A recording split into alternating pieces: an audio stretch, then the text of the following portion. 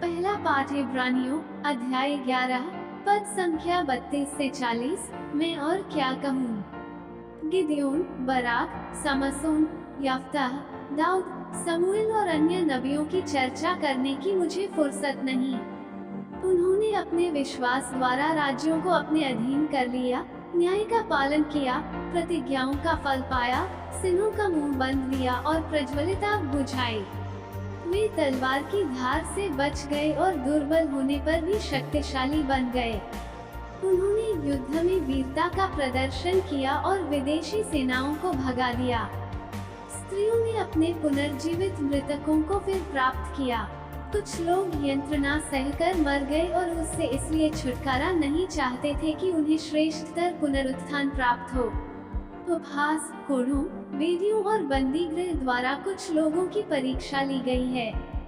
कुछ लोग पत्थरों से मारे गए, कुछ आरे से चीर दिए गए और कुछ तलवार के घाट उतारे गए। कुछ लोग दरिद्रता, अत्याचार और उत्पीड़न के शिकार बनकर भेड़ों और बकरियों की खाल ओढ़े इधर उधर भटकते रहे। संसार उनके योग्य नहीं था। उन्हें उजाड़ स्थानों, पहाड़ी प्रदेशों, गुफाओं और धरती के गड्ढों की शरण लेनी पड़ी। वे सभी अपने विश्वास के कारण ईश्वर के कृपा पात्र बने गए। फिर भी उन्हें प्रतिज्ञा का फल प्राप्त नहीं हुआ, क्योंकि ईश्वर ने हमको दृष्टि में रखकर एक श्रेष्ठतर योजना बनाई थी। वह चाहता था कि वे हमारे साथ ही पूर्णता तक पहुँचे। सुसमाचार संत मार्कुस अध्याय 5 पद संख्या 1 से 20। वे समुद्र के उस पार गेरासेनियों के प्रदेश पहुँचे। ईसा जो ही नाव से उतरे, एक अपदूतग्रस्त मनुष्य मकबरों से निकलकर उनके पास आया। वह मकबरों में रहा करता था। अब कोई उसे जंजीर से भी नहीं बांध पाता था, क्योंकि वह बारंबार बेड़ियों और जंजीरों से बांधा गया था। किंतु उसने जंजीरों को तोड़ डाला और बेड़ियों को टुकड़े टुकड़े कर दिया था। उसे कोई भी वश में नहीं रख पाता था। वह दिन रात निरंतर मकबरों में और पहाड़ों पर चिल्लाता और पत्थरों से अपने को घायल करता था। वो ईसा को दूर से देखकर दौड़ता हुआ आया और उन्हें दंडवत कर ऊंचे स्वर से चिल्लाया, ईसा, सर्वोच्च ईश्वर के पुत्र, मुझसे आपको क्या?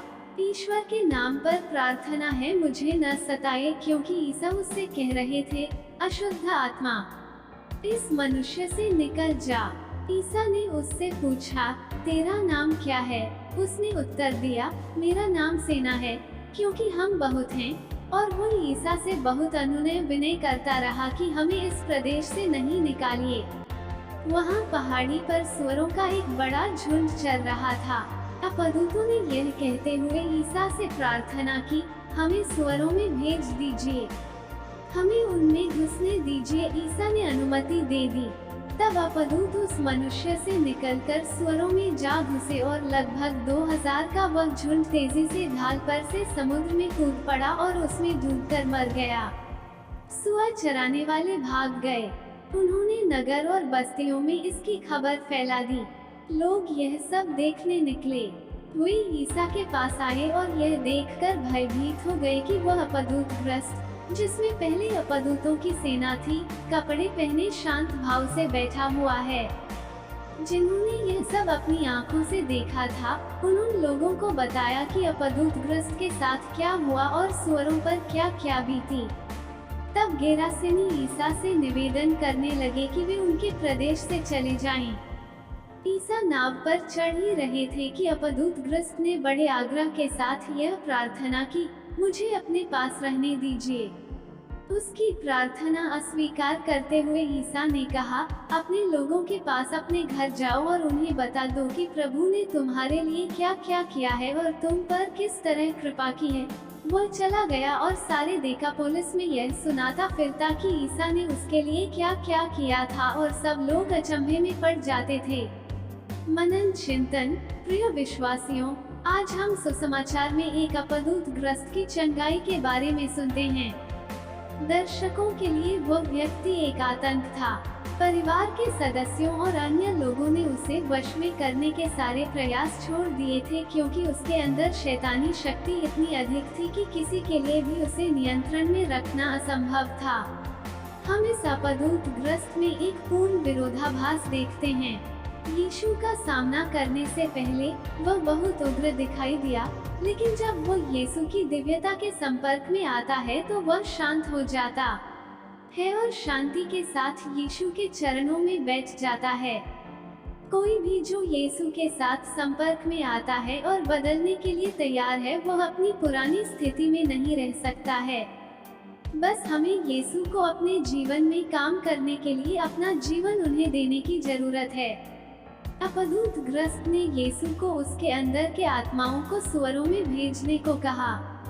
यह अपदूतग्रस्त हमारे भीतर की कई कठोर व दुष्ट प्रवृत्तियों का प्रतिनिधित्व करता है, जो हमारे जीवन में अपने गहरी पेट जमाए हुए हैं, और हमें अपने स्वयं के मानवीय प्रयासों द्वारा ऐसी बुराइयों से बाहर आना बहुत मुश्किल लगता है। हमें ईश्वरीय हस्तक्षेप की आवश्यकता है। हमें बुराई के चंगुल से मुक्त करने के लिए ईश्वर की कृपा की आवश्यकता है।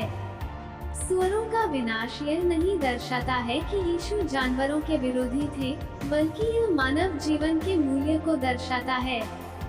यीशु के लिए ईश्वर के सदृश और स्वरूप में निर्मित व्यक्ति हजारों सुअरों की तुलना में बहुत अधिक मूल्यवान है। वो हर एक इंसान को बचाने के लिए इस दुनिया में आया और उसने अपनी जान भी दे दी। यीशु ने चंगाई पाए व्यक्ति को उनकी सेवकाई में उनका अनुसरण करने देने के बजाय उसे अन्य जातियों को सुसमाचार का एक जीवित गवाह बनने के लिए कहा। आइए हम यीशु को अपने जीवन में काम करने की अनुमति दें और हमारे भीतर की सभी कठोर और जिद्दी बुरी आदतों को बाहर निकालें और इस दुनिया में और यीशु के शक्तिशाली कार्यों के साक्षी बनें। आमीन।